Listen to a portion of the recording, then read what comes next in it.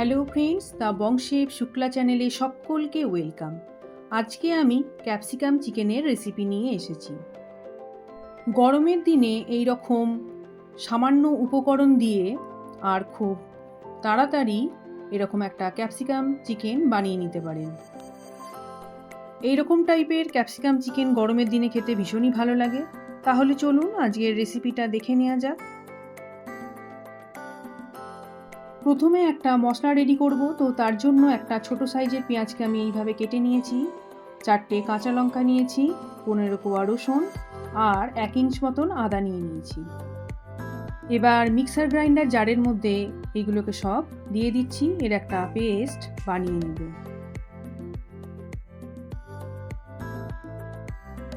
এইরকম একটা পেস্ট বানিয়ে নিয়েছি।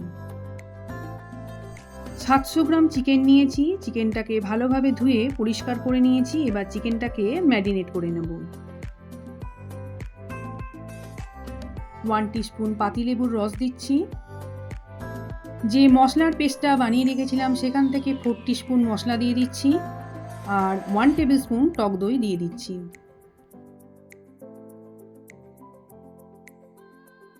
এবার সব কিছুকে খুব ভালোভাবে মাখিয়ে নিচ্ছি। মাখিয়ে নিয়ে এটাকে আমি 20 মিনিটের মতন ঢাকা দিয়ে রেখে দেবো।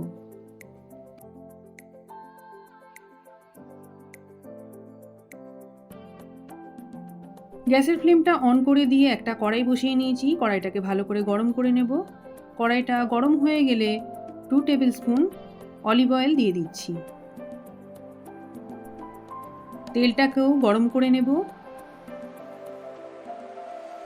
দুটো বড় সাইজের পেঁয়াজকে এইভাবে কেটে নিয়েছি আর একটা মাঝারি সাইজের ক্যাপসিকামকেও আমি এইভাবে কেটে নিয়েছি। সব কিছুকে তেলের উপর দিয়ে এটাকে 5 মিনিটের মতন ভেজে নেব। গ্যাসের ফ্লেমটা মিডিয়াম টু হাইতে রেখে পুরোটাকে আমি ভেজে নিচ্ছি। স্বাদ মতো লবণ দিয়ে দিচ্ছি। সব কিছুকে ভালোভাবে মিশিয়ে দিচ্ছি।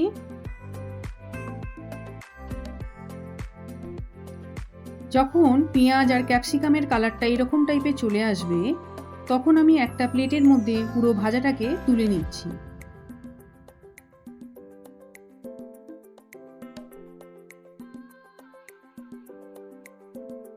এবার ওই একই কড়াইয়ের মধ্যে 3 টেবিল স্পুন অলিভ অয়েল দিয়ে দিচ্ছি। তেলটাকে আমি গরম হতে দিচ্ছি। তেলটা গরম হয়ে গেলে কিছু গোটা গরম মশলা ফোড়নে দিয়ে দিচ্ছি।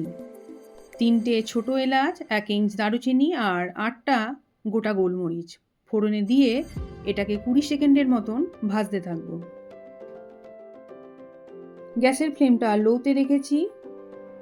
এরপর পুরো মশলাটাকে কড়াইয়ের মধ্যে দিয়ে দিচ্ছি। দিয়ে পুরো মশলাটাকে লো ফ্লেমে 3 মিনিটের মতন ভেজে নেব।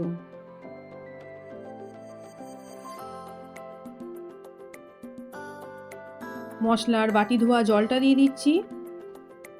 মশলাটাকে খুব ভালোভাবে কষিয়ে নেব যতক্ষণ না পর্যন্ত এর কাঁচা গন্ধটা চলে যায়।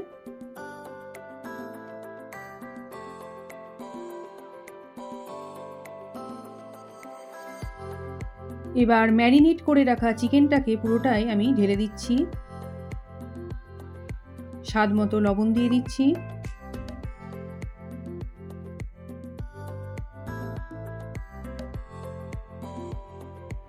সব কিছুকে খুব ভালোভাবে মিশিয়ে দিচ্ছি।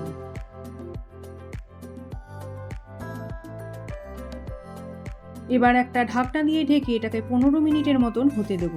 আর মাঝে মাঝে ঢাকনাটা খুলে একটু করে নেড়ে দিতে হবে। আর গ্যাসের ফ্লেমটা লোতেই রেখেছি।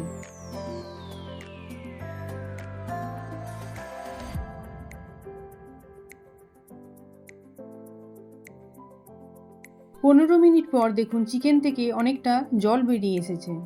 সব কিছুকে ভালোভাবে নেড়ে দিচ্ছি।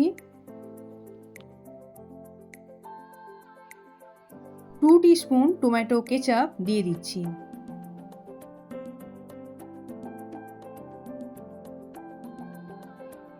সব কিছুকে ভালোভাবে মিশিয়ে দিচ্ছি।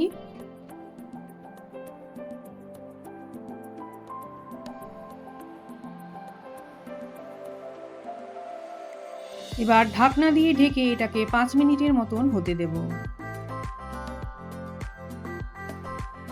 1 টিস্পুন ময়দা নিয়েছি। ময়দাটাকে সামান্য পরিমাণ জল দিয়ে গুলে নিচ্ছি। জলটা রুম টেম্পারেচারে রাখা জলই নেব। গরম জল নিলে ময়দাটা দলা পেকে যাবে। 5 মিনিট পর ঢাকনা খুলে একটু নেড়ে দেব। দেখুন চিকেন থেকে অনেকটা জল বেরিয়ে এসেছে আর চিকেনটা অনেকটা সেদ্ধও হয়ে গেছে। এরপর 1/2 টিস্পুন কাসুরি মেথি দিয়ে দিচ্ছি। এরপর জলে গুলে রাখা ময়দাটাকে দিয়ে দিচ্ছি। বাটি ধোয়া জলটা দিয়ে দিচ্ছি। দিয়ে সব কিছুকে খুব ভালোভাবে মিশিয়ে দিচ্ছি। আরও 1 কাপ জল দিয়ে দিচ্ছি।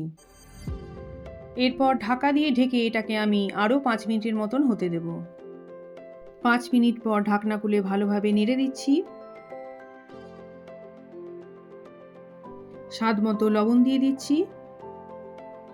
দিয়ে সব কিছুকে ভালোভাবে মিশিয়ে দিয়ে আরও 2 মিনিটের মতন ঢাকা দিয়ে এটাকে হতে দেব। গ্যাসের ফ্লেমটা কিন্তু আমি লোতেই রেখেছি।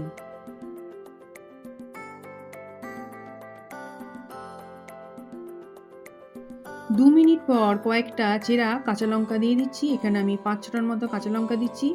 ঝালটা আপনারা আপনাদের পছন্দ মতো দিয়ে দেবেন।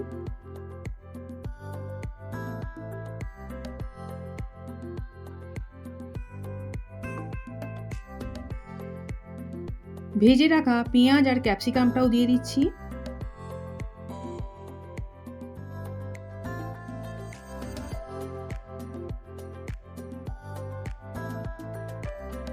সব কিছুকে ভালোভাবে মিশিয়ে দিচ্ছি।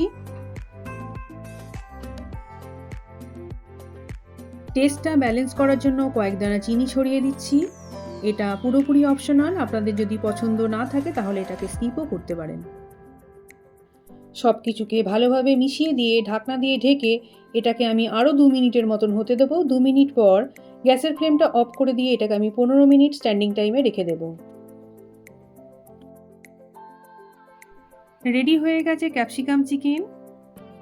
এটা এবার গরম গরম ভাত কিংবা রুটি দুটোর সঙ্গেই খেতে খুবই ভালো লাগে। এবার এটাকে আমি সার্ভ করে দেব। আমার এই ভিডিওটা ভালো লেগে থাকলে অবশ্যই লাইক দেবেন, কমেন্ট করবেন আর শেয়ার করে দেবেন। আর আমার চ্যানেলের নতুন বন্ধুরা চ্যানেলটাকে সাবস্ক্রাইব করে পাশে থাকা বেল আইকনটাকে প্রেস করে দেবেন।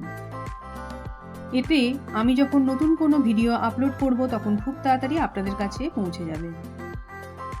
তাহলে আজকের মতো এখানেই শেষ করছি। আবার আসবো অন্য কোনো রেসিপি নিয়ে। আপনারা সবাই ভালো থাকবেন, সুস্থ থাকবেন।